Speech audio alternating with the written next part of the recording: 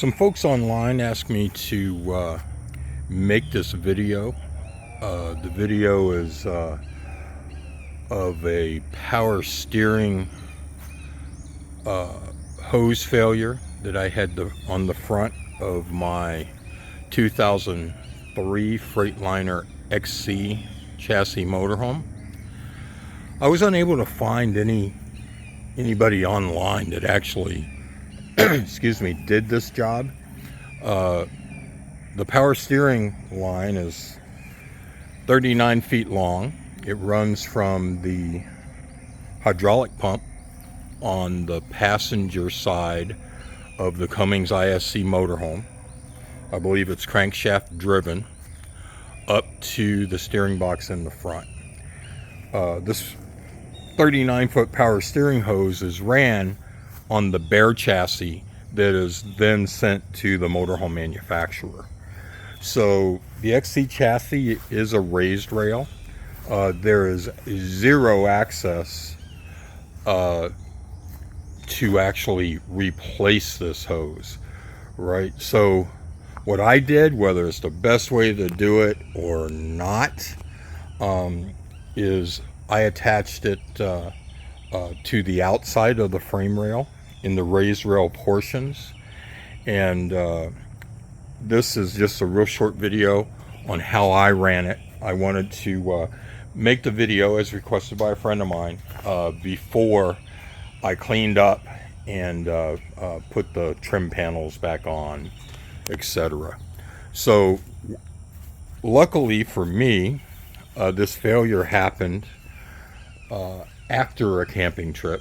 I'm sure this would have been, with labor and tow bills and everything, probably a $10,000 repair if it would have happened on the road. I'm blessed. I was pulling back into my RV port after a camping trip when the power steering hose failed.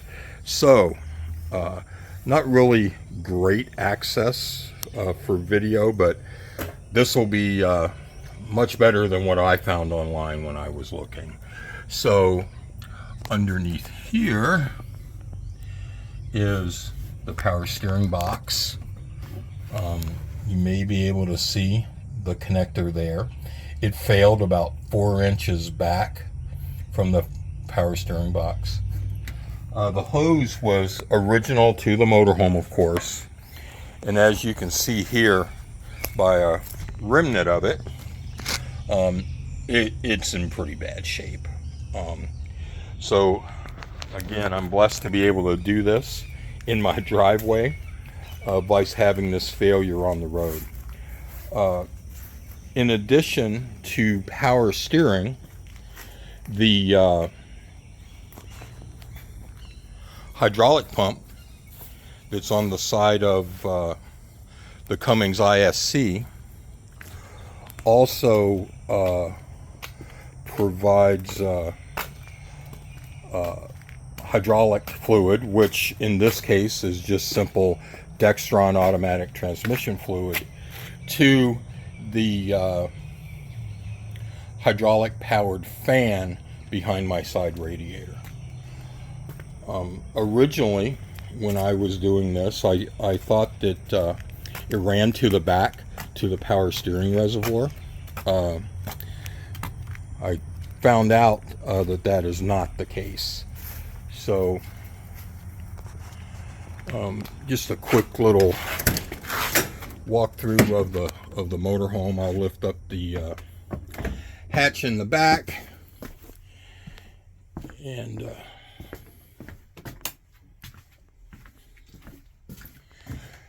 just to show what kind of engine access I have. I'm not going to edit this video. I really don't have time, and I'm really doing this unfiltered video just to hopefully help someone else out. So I'm not hooking up lights, I'm not doing any of that. So just forward of the starter is where the hydraulic pump is located. and over there is the side radiator fan. You can see the hydraulic hose that goes into the top of it. So I will just kind of show how I routed it.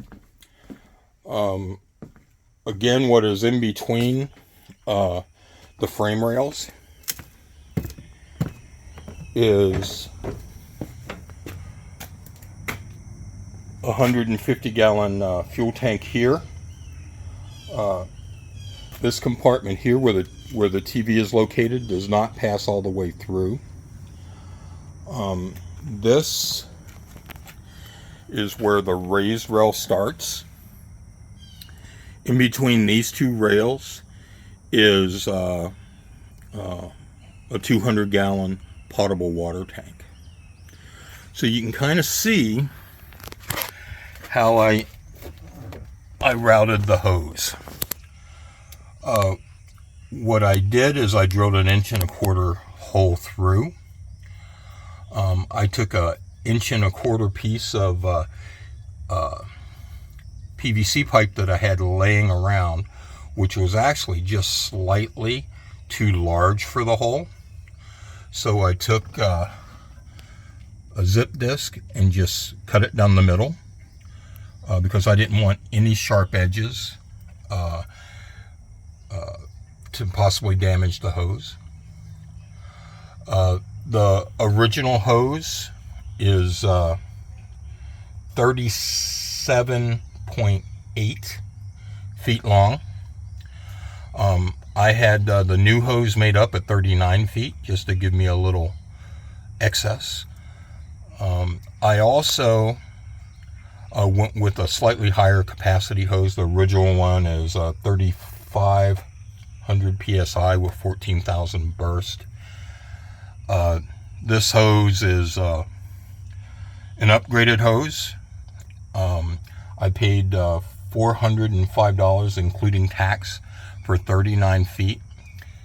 And I had it wrapped as well.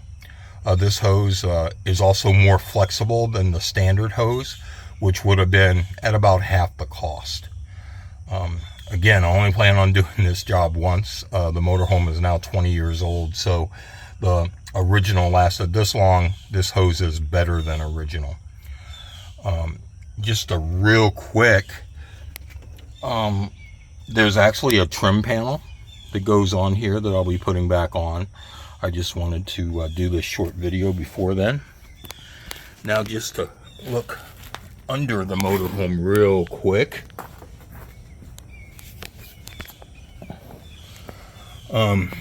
Works safely. These are heavy, so I got it jacked up on two 22-ton jack stands. So again, pardon the video here, I'm by far an expert. This is where the hose comes out of the hatch I just showed. Then I route it inside the frame rail where it goes up and over to the power steering box.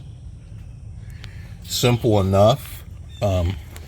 As you can see from looking back at the motorhome, it's entirely flat, so there is no underneath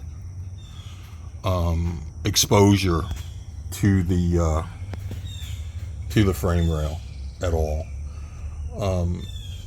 From the factory, that hose is probably zip tied every 8 inches, so pulling the old hose through is just not an option, right? So what I did is I cut the hose